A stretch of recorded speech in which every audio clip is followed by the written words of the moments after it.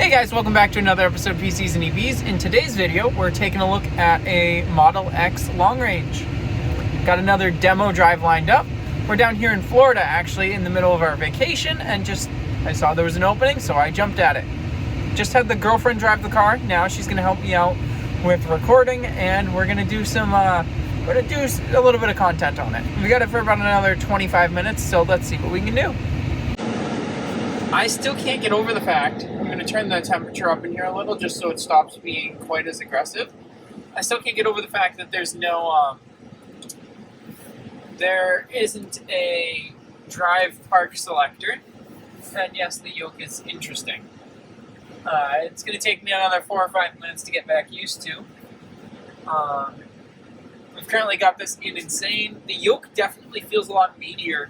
Like I said in the Model S video that I actually just posted today, though this will probably go up about a month from now, the yoke feels a lot meatier than I initially expected it to. And man, this thing is fast. Obviously, the dual motor X is significantly slower than the dual motor S, just because it's bulkier. But it's still, this is plenty of performance for literally anyone. Where do I do what I want? I don't know how. I was going to see if I could set it to percent instead of miles as a remaining estimate of range, because it doesn't actually dictate how much energy is left in the battery. Right now it says I have 169 miles of range, or of battery, but if I were to go towards, say, New Hampshire,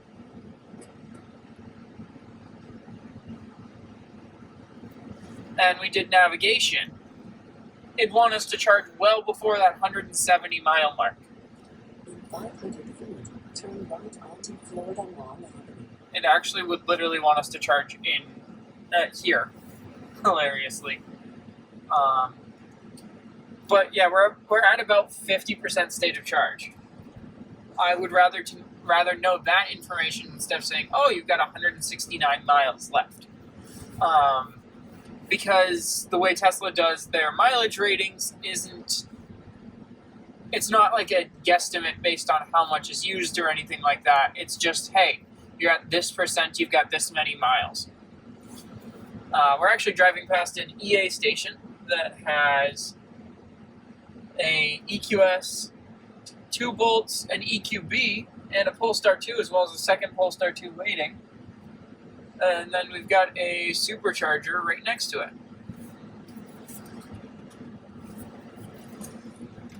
And that's got a decent number of cars as well, but just surprised to see EA full right here. When is EA not full? Honestly, it's... yeah, EA needs to work on installing a lot more stations, and more stations per installation. Yeah, because Tesla had quite a few cars, but there was also way more stations open than there were full. The other thing EA needs to work on is consistency. Yes, I have seen some supercharger stalls that were dead. It's happened. But the big thing is that because they have so much redundancy with more stalls, it doesn't affect the charging experience nearly as much. If you have 1 out of 4 dead, that's 25% of your charging capability gone. If you have 1 out of 16 dead, that is significantly less than 25%. That's like 8% or something like that out of your charging capability gone. So they need to work on that. The other thing that I will say that they need to do is work on retrofitting a lot of 250 kilowatt stations, or 150s to 350s. That was a nice launch. Just make me throw up, why don't ya? Yeah, well, that's what drag strip mode is for. We're just driving past the local bunch of Teslas. They have just basically a show and tell section, and that might also be their delivery zone. That's probably what it is. It's right over near the Crayola Experience, actually, at the Florida Mall, which is what we did today and how we saw that they were available. The yoke, you could live with it. realistically? No. There's no way. I could never. No? No. Never. I don't mind it. I would prefer have ridiculous doors like this than the yoke.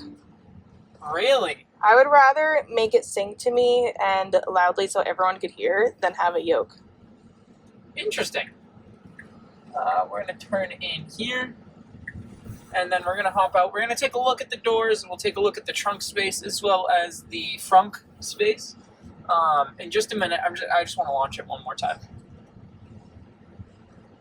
I'm just getting to the edge of the parking lot so that I launch it back inwards.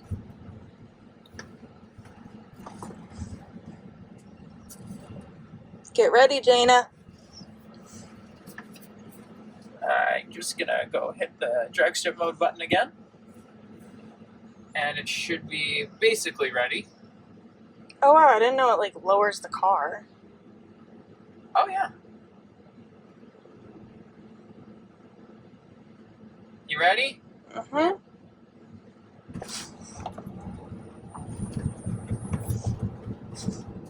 That's fast. Jinx. I hate that, thank you. So Peanut, what do you think? I love it because you didn't watch TV on it, and they told you can. There's a little screen back here, and you are able to make. You can if you watch TV while you are driving, and well, they told us you did turn the heat up and down, and turn the heated seat on by yourself on the screen. That is something that I didn't really realize when we got our Model Y. The heated seat for the rear seats, you have to control through the front display. So she's always asking us, hey, can you turn my seat on? Hey, turn my seat on. Here, let's tilt the screen your way. You know what? No, I'm mad at you. I want the screen. Give me the screen. It doesn't need to be able to do this, but it's interesting that it can. That's a little extra, but it's also kind of nice because it's a little bit obnoxious on my Y having to like look over as much as I have to in order to see the speed. So having it face towards you, definitely better, especially like with the maps and everything. I like that feature. All right, so yeah, this is a Model X on the 20s. We're gonna open up the doors and we'll take a look at the outside next. Now the vehicle, I think actually looks really nice. I don't like the fact that the that all the doors are automatic. I think the rear doors should be automatic, but the front doors being automatic is definitely an interesting decision. I mean, for example, I push it, it opens and shuts by itself. Now the one we're test driving is a 5-seat with white interior on the metallic gray exterior. Let's take a look at our trunk space. I really like this. Is the reason you'd get an X over a Y, other than obviously power and range, is you get so much trunk space beneath both of these. You get just oodles of trunk space, especially in the 5-seat variant, which we've got here. God, it's such a good looking car. I will say, interesting hopping in and not grabbing your door to shut it, just hitting the button there and the door comes down.